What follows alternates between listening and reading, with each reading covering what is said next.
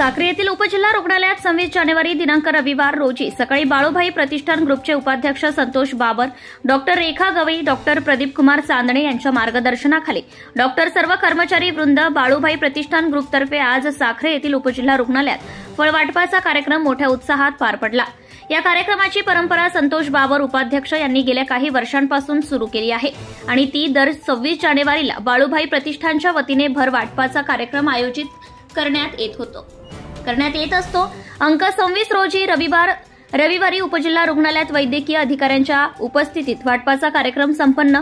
बाळूभाई प्रतिष्ठानचे तालुकाध्यक्ष धनंजय रोहित पवार, यस साळुंखे, जयेश महाले, दीपक गौडे, हरीश जाधव, संतोष बाबर उपाध्यक्ष तसेच सर्व मित्र परिवार यांनी जिल्हा रुग्णालय फळवाटपाचा कार्यक्रम गेल्या काही वर्षांपासून सुरू केला आहे। हा संकल्प कायमस्वरूपी करणार असेही संतोष बाबर यांनी जाहीर केले आहे।